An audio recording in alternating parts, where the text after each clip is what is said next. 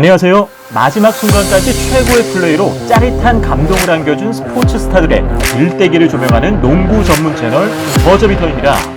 오늘은 NBA 역사상 최고의 수비와 리바운드 실력을 자랑했던 데니스 로드맨에 대해 얘기해볼까 합니다. 데니스 로드맨은 마이클 타이슨이 진행하는 인터넷 방송 핫복싱에 출연해 2013년 김정은 방북에 대해 회상했습니다. 둘이 평소 친했을 거라는 사람들의 예상과는 달리 방문 직전까지만 해도 로드맨은 북한에 대해서는 아무것도 몰랐으며 방북 기간 중 사인회나 농구 경기 정도만 할 것으로 생각했다고 합니다. 그런데 농구 경기 후 김 위원장과 대면할 기회를 갖게 되었고 북한을 좋아하냐는 그의 질문에 그렇다, 멋지다라고 답변했죠. 이에 김정은 위원장이 설명하기를 시카고 불스의 팬이라 본래 마이클 조던이 초청했지만 오지 않는다고 해서 로드맨을 불렀다는 사실을 듣게 됩니다. 즉, 김정은과 로드맨은 평소 각별한 사이가 아니었고 김정은이 정말로 보고 싶어 했던 선수는 사실상 농구 왕제 조던이었던 것이죠. 놀라운 것은 김정은과 로드맨이 농구에 대해 이야기하는 동안 금세 친해졌다는 것이며 김정은이 직접 다음과 같은 말로 그를 파티에 초대했다고 합니다. 오늘 밤 우리 집에서 저녁을 먹자. 가라오케와 보드카, 미녀가 있다. 당일 밤 있었던 파티에 대해서는 로드먼은 이렇게 설명했습니다. 우리가 저녁을 먹고 만취했으며 그가 노래를 시작했다는 게 기억나요. 하지만 그가 무슨 소리를 하는지는 알 수 없었죠. 그리고 연회장에서는 핫한 18인조 여성 밴드가 나와 TV쇼 댈러스의 주제곡을 연주했고 다음 방북 때는 펄잼이나 반 헤일런, 롤링스톤즈의 곡을 공연했다고 합니다. 이처럼 로드맨은 여러 차례 방북해 김정은과 우정을 쌓게 되었는데요. 하지만 2017년을 끝으로 둘의 만남은 더 이상 성사되지 않았습니다. 데니스 로드맨은 1961년 5월 13일 미국 뉴저지주 트렌턴에서 태어났습니다. 어린 시절 아버지가 허구한 날 어머니에게 손찌검을 해댔고 심지어는 마당 위로 질질 끌고 갈 때도 있었다고 합니다.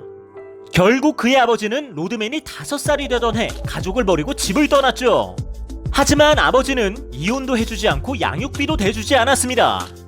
댈러스에서 어린 시절을 보낸 로드맨은 덩치들에게 두들겨 맞고 다녔을 정도로 왜소한 체격을 가지고 있었습니다. 어머니는 그의 버릇을 고치려고 때리면서 훈육하는가 하면 로드맨을 집 밖으로 쫓아내고 자물쇠까지 바꿔버렸다고 하는데요.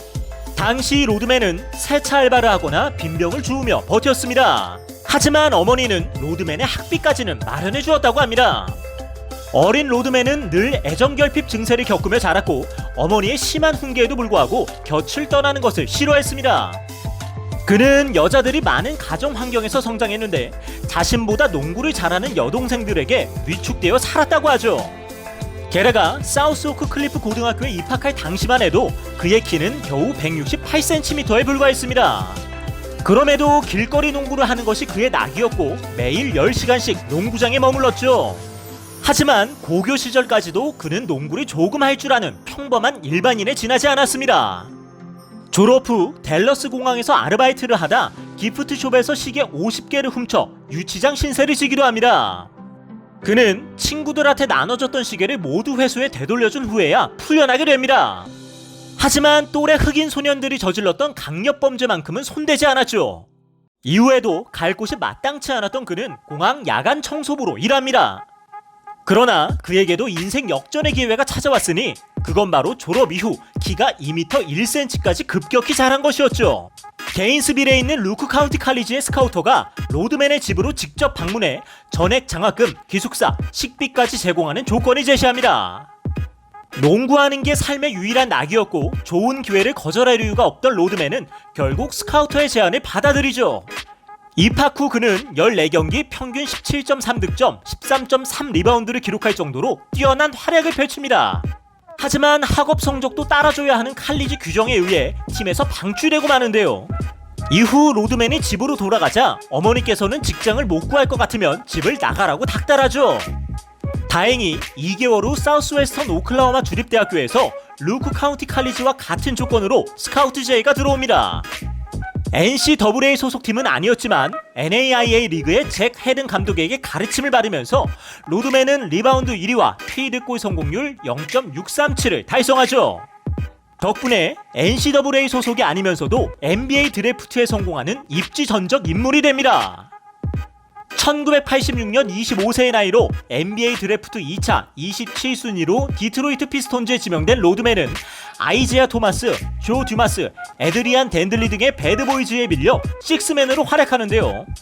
그런데 2년 차에 댄들리가 부상으로 빠지면서 첫 24경기에서 20승을 따내며 주전 자리를 꿰차게 됩니다.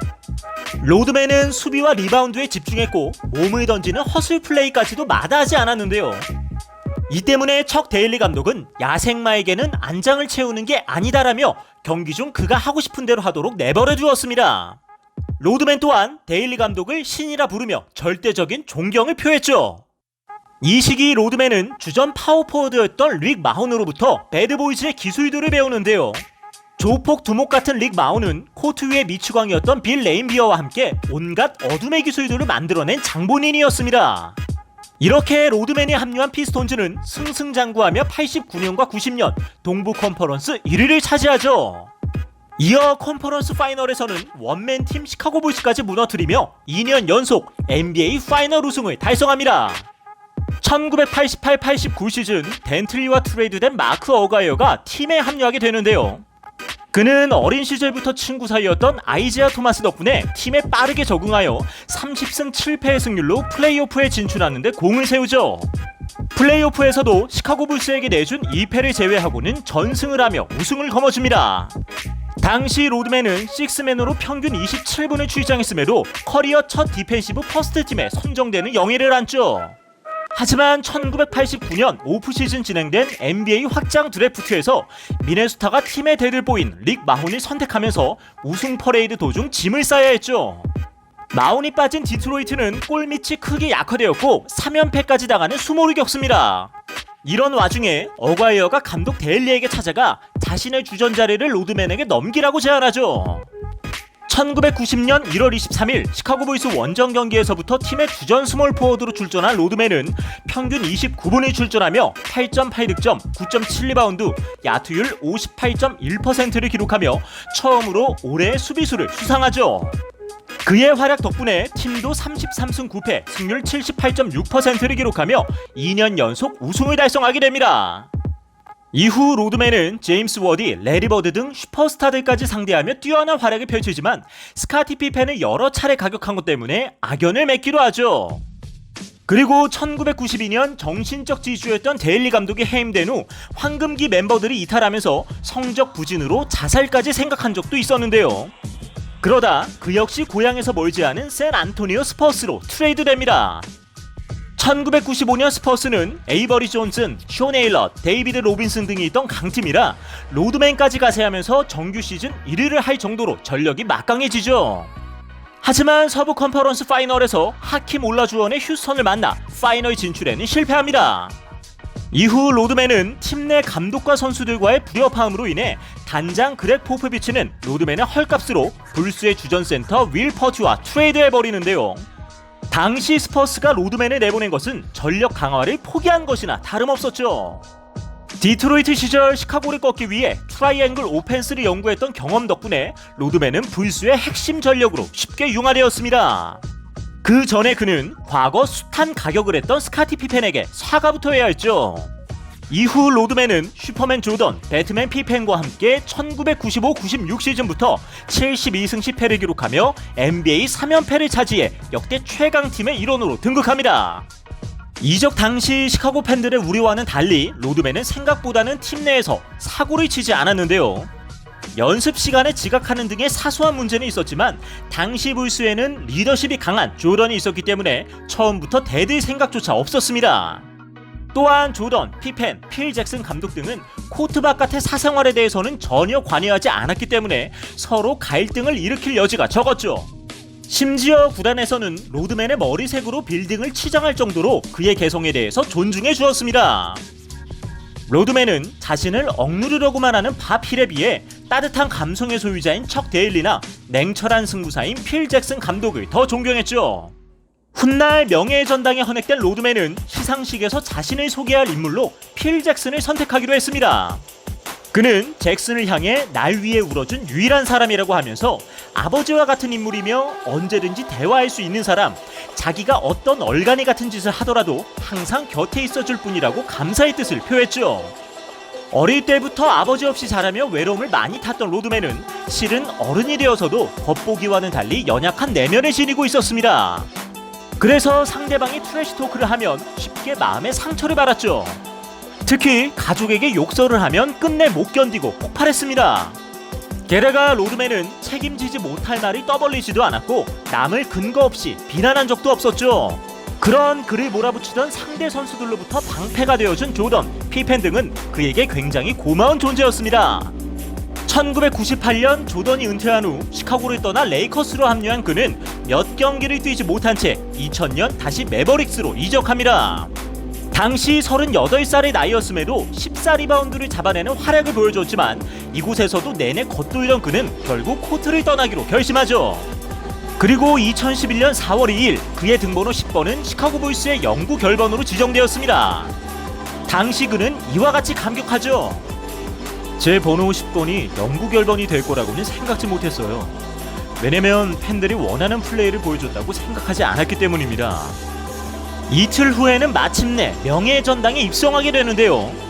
이곳에서도 그는 청바지에 풀어헤친 흰색 셔츠를 입고 등장해 자유분방한 모습을 보여줍니다. 당시 전문가들은 로드맨의 기행 때문에 그가 명전에 입성할 가능성이 50%라고 봤지만 5번의 파이널 우승과 2번의 올해의 수비수를 차지하며 팀의 핵심 선수로 활약했기 때문에 결국 입성에 성공할 수 있었습니다. 그럼 로드맨이 명예의 전당 헌액 당시 남긴 연설을 통해 그가 어떠한 마음으로 코트 위에 섰는지 들어보며 오늘의 이야기를 마치겠습니다. 필 잭슨 감독과 척 데일리 감독을 한 사람으로 만든다면 그 사람은 완벽한 인간일 것입니다. 저는 돈 때문에 뛰지 않았고 유명해지려고 뛰지도 않았습니다. 노숙도 해보았고 죽을 뻔한 적도 있었습니다. 그러나 저는 목표를 이루기 위해 오랜 기간 수많은 어려움을 이겨냈습니다. 지금까지 NBA에서 7번이나 리바운드 왕을 차지한 전설적인 수비수 데니스 로드맨에 대해 살펴보았습니다. 오늘의 주제와 관련하여 더 궁금하신 점이 있다면 하단 고정 댓글에 있는 오픈 채팅을 사용하여 언제든지 문의해 주십시오. 저희 버저비터는 더 흥미로운 내용으로 다시 인사드리겠습니다. 시청해 주셔서 감사합니다.